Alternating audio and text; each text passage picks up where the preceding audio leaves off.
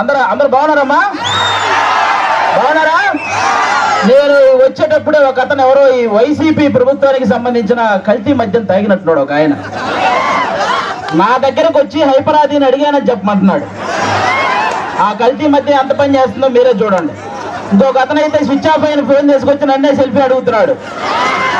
కాబట్టి ఆ కల్తీ మద్యం పోవాలన్నా, అలాంటి కల్తీ ప్రభుత్వం పోవాలన్నా ఈసారి మీరందరూ కూటమి నిలబెట్టిన ప్రతి అభ్యర్థిని గెలిపించాలి. ముఖ్యంగా ఇక్కడ ఎవరు?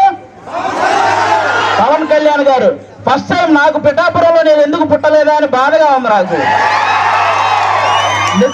నిజంగా పిఠాపురంలో పుట్టుంటే బాగుండేది, డైరెక్ట్ గా పవన్ కళ్యాణ్ గారికి ఓటేసి అదృష్టం ఉండేది కదా అని బాధపడుతున్నాను నిజంగా నేను. కాబట్టి ఇవన్నీ మీరు గమనించి ఈసారి పవన్ కళ్యాణ్ గారిని భారీ మెజారిటీతో గెలిపించాలి.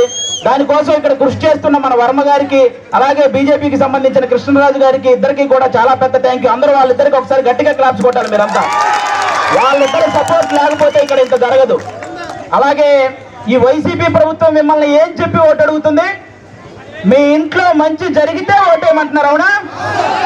అసలు వాళ్ళ ఇంట్లో మంచి జరగలేదని ఇద్దరు చెల్లెలు రోడ్డు మీద తిరుగుతున్నారు, అవునా కాదు?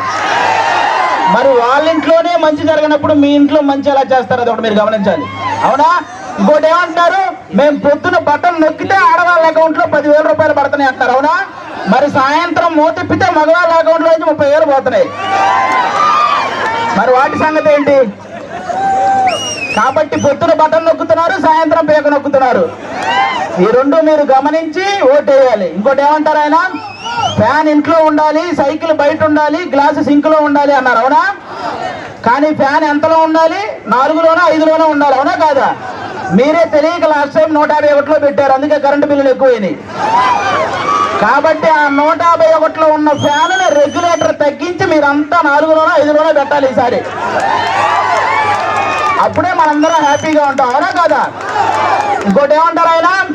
మేము సింగిల్ గా వస్తున్నాం, మీరంతా కలిసి వస్తున్నారు అంటున్నారు, అవునా? మన ఇంట్లో ఒక దొంగ పడితే ఏం చేస్తామమ్మా మనం? ఒక 3-4 కలిసి తరిమి కొడతామా లేదా? మరి రాష్ట్రంలో ఇంతమంది గజ దొంగలు పడితే మరి తరిమి కొట్టాలా లేదా అమ్మా మనందరం? మరి కలవాలా లేదా? చెడుని చంపడానికి ఎప్పుడూ మంచి కలిసే వస్తుంది, అవునా కాదా? ఇక్కడ రీసెంట్ గా వంగా గీత గారు వడదెబ్బ తగిలి పడిపోయారని విన్నాను, అవునా?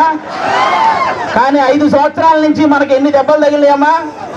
వడదెబ్బల కంటే పెద్ద దెబ్బలు తగిలినాయి. మీరు ఆలోచించాలి, ఈ రాబోయే 10 రోజుల్లో 151 మందికి ఎక్కడొకక్కడ వడదెబ్బ తగిలి పడిపోతూనే ఉంటారు.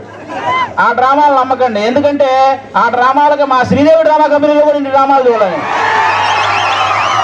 కాబట్టి ఇవన్నీ మీరు గమనించి ఈసారి గాజు గ్లాసు గుర్తు మీద ఓటేయాలి.